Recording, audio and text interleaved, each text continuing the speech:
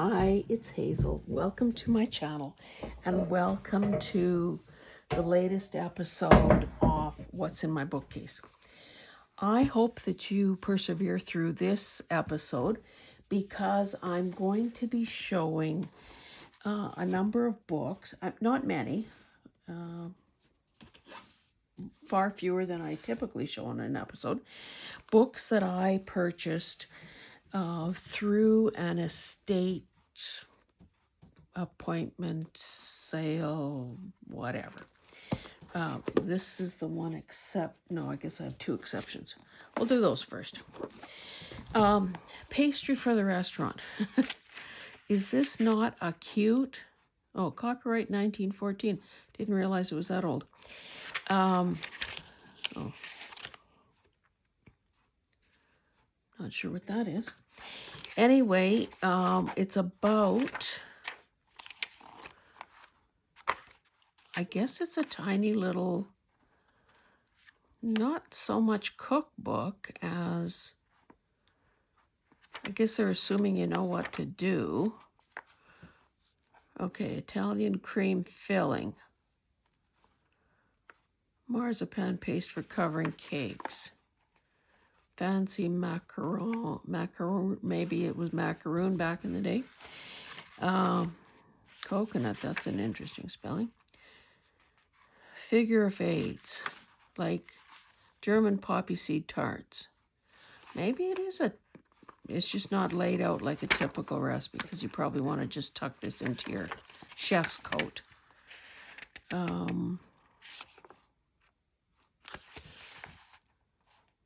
Oh, and there are a list of some other books.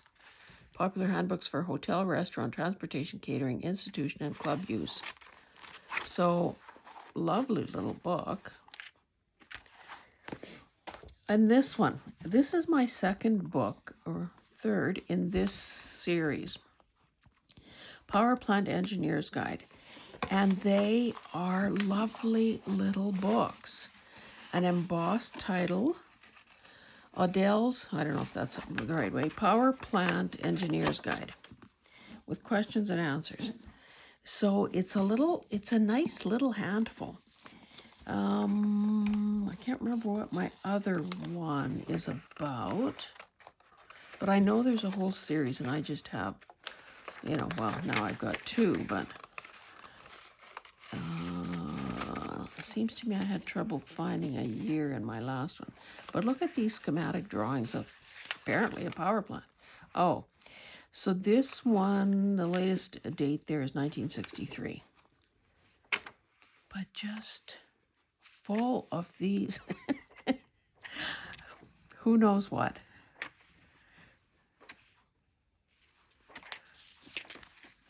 Who knows what. Circumferences and areas of circles. Now that's probably something we all need to know. In your dreams. Anyway, I'm glad to have this one. I just need to find where I've hidden the other one so that they could stay together like brother and sister. Okay, so on to the Ukrainian stuff. So this is a little, actually this is a good one because it's bilingual, Ukrainian and English. So let's see if it's the Divine Liturgy. Oh, and all these little religious things are bonus.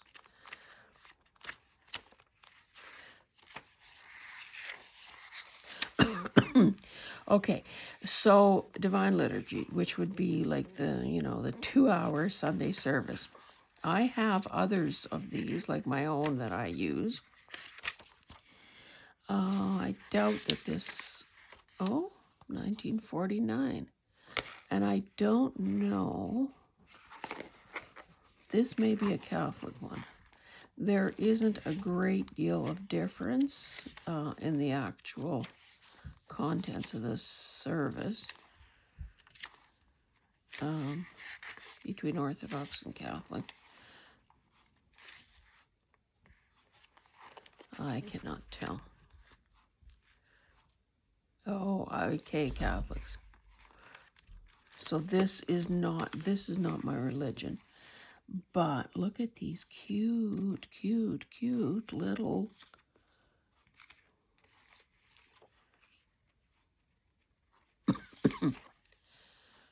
holy cards, prayer cards, icons. So I'll keep that together. Okay, this one, and of course I can't give you titles. Have no clue what it is. But cute cover, nice end papers. It has cute little border, Cyrillic letters, of course, some music, some illustrations.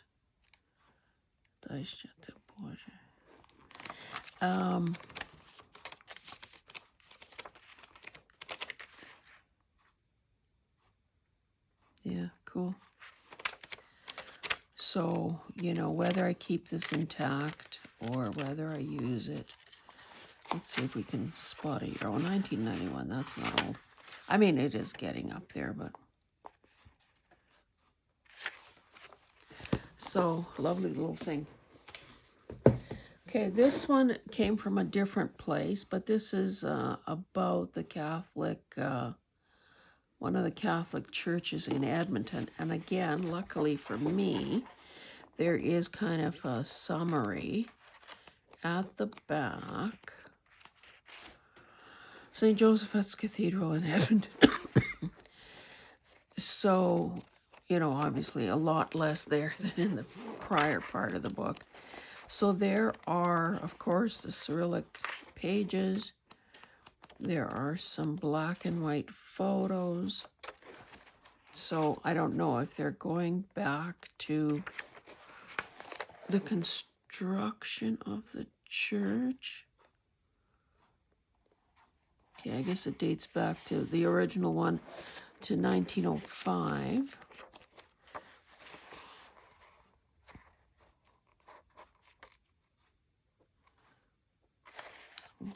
Priests.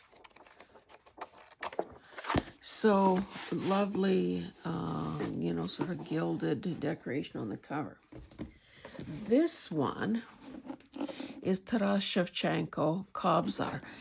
And it is, I mean, this book, I don't know, has anyone ever opened it? It has this lovely embossed cover. Not sure you can see it, but it's leaves and berries. Oh, and this is, these end pages, this represents exactly what's on the cover. There he is. Now, this man was a poet and an artist and sort of, you know, maybe the most famous Ukrainian of all. He was born in 1814, so spent time in jail, was sort of a rebel and an advocate. And the pages are lovely, fairly thin, but you can see the way it's been set out that it's, a, you know, because it's poetry, it's kind of offset. And so these would be interesting pages to use if I ever wanted to gut the book, which at this point I'm not going to. Now, I don't know, of course, because I can't read this, if this is the entire thing, because I have another double set that does have illustrations, but the cover is, I mean, it's kind of gross, to be honest. But anyway, never thought of showing that one to you. Okay, this one has a book cloth cover, and it's called Folk Cross-Stitch Charts. Oh, there's some English in here.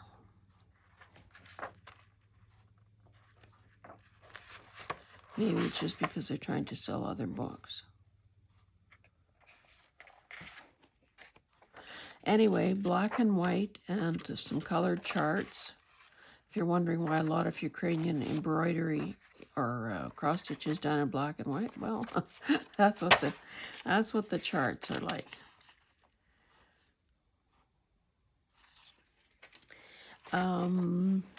Yeah.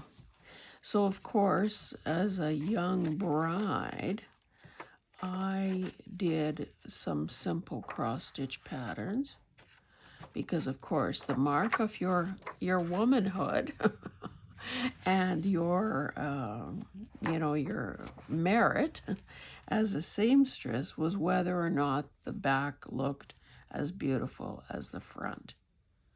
Oh, this does have English in it. Okay. I should have known because the title is English.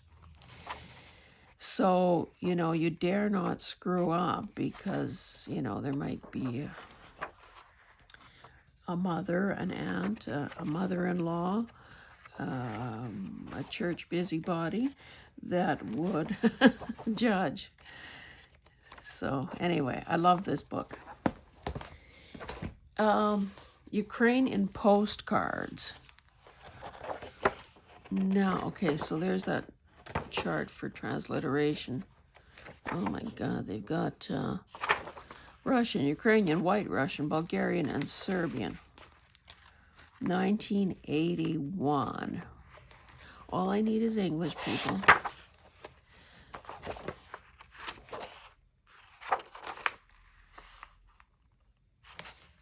Okay, this is relatively a little bit glossy. These are some woodcuts. I don't know who these people are. Well, I guess their names are there, but what their significance is, no idea. Some old photos, 1779, 1763. More old.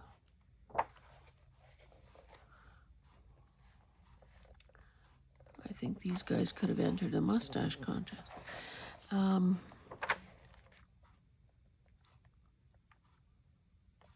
Yeah, these are woodcuts as well. Okay, here's something in color. Oh, now I remember, these are postcards. So I guess that someone did a compilation of all the different postcards from back in the day. Oh, 1981. So of course there's nothing more recent than that, but aren't they lovely? Some Easter eggs.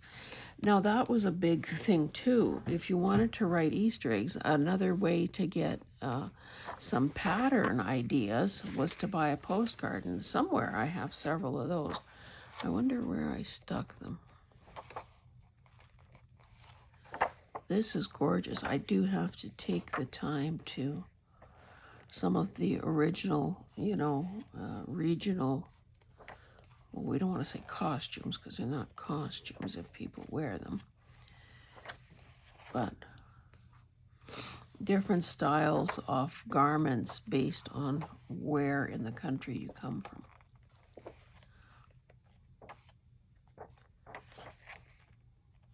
Beautiful little kids.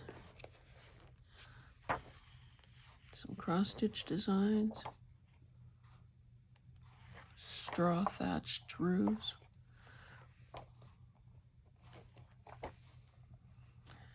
There's a treasure trove here, and just glancing at some of the dates here, 1914, 1917. Is there anything older than that? I guess these guys were big deals in the Orthodox and Catholic churches, because of course that is a big part of the Ukrainian way of life. So this book is obviously not chronological, it's probably more by subject matter. And I don't know if these would be artists because, okay, how do we know how they group them, or we don't?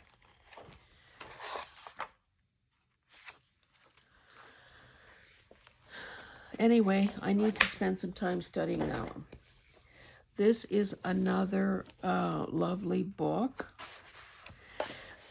I guess that the owner, it was Maria, so you saw some of, or maybe you haven't, maybe it hasn't aired yet. There will be a thrifting video showing some of the other things that I bought from this lady's estate. I don't, to be honest, I'm sorry, I don't remember if she's deceased or just went into long-term care and the kids are dealing with the house.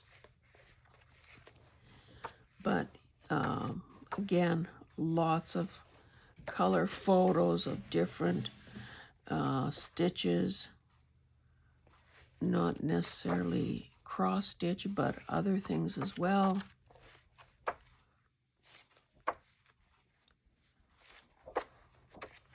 Did I look for a date on this one?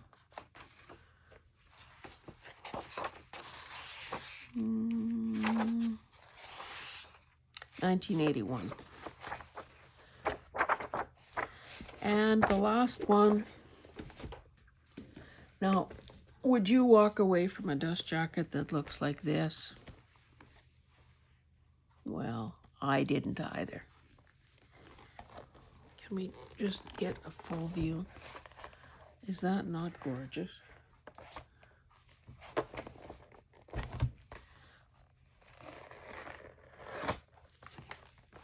And look at that. A little bit of wear here at the bottom of the spine. Oh, this book is so heavy.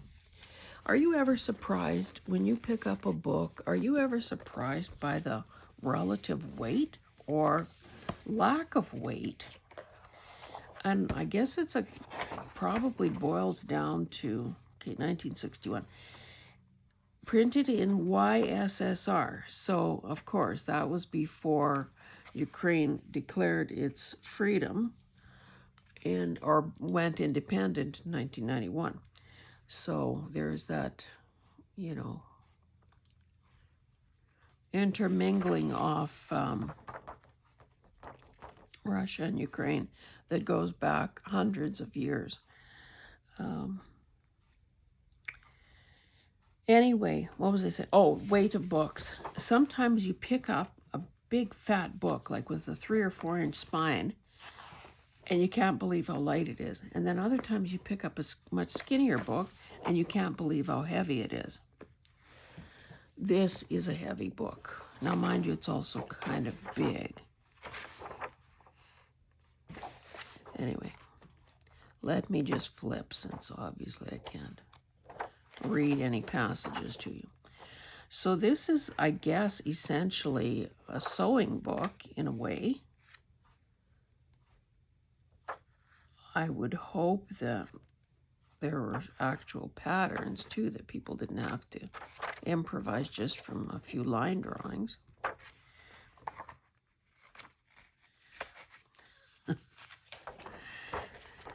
He looks thrilled to be in that, eh? You can just tell the photography is so old. They're little outfits that the well-dressed Ukrainian girl would wear.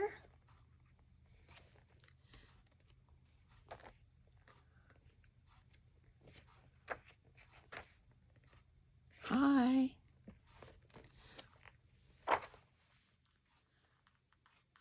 This somehow looks much older than 1961, but those kerchiefs.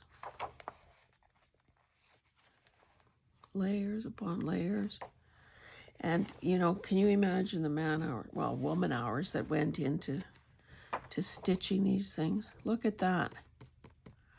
The length of one's forearm, or not forearm, upper arm.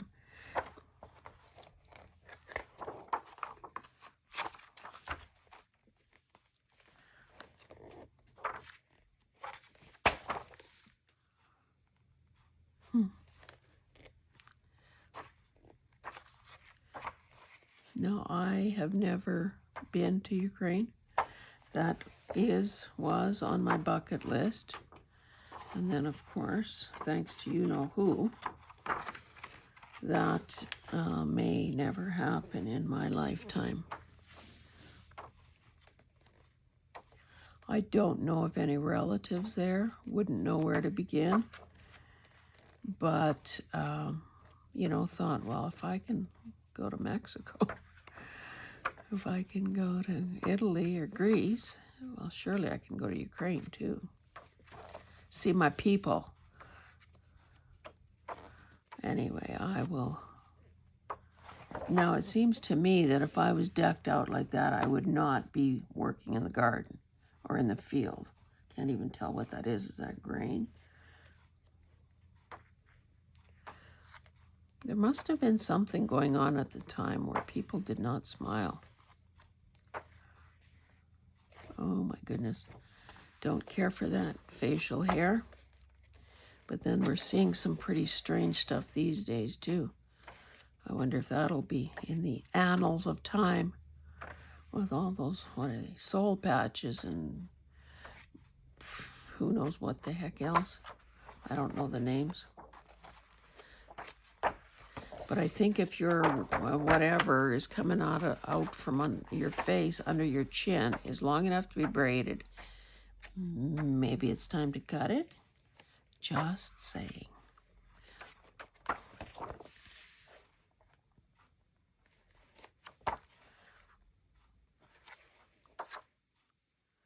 Anyway, I'm almost at the end here, so I will relieve you of this.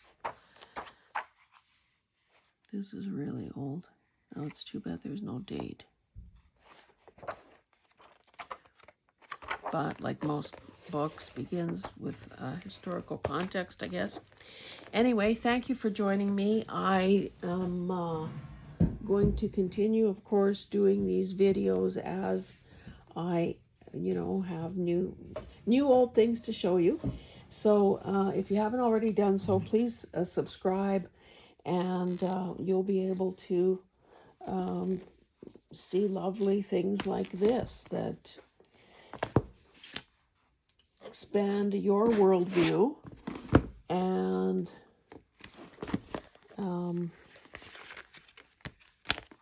yeah. Anyway, thanks, guys. See you in the next one.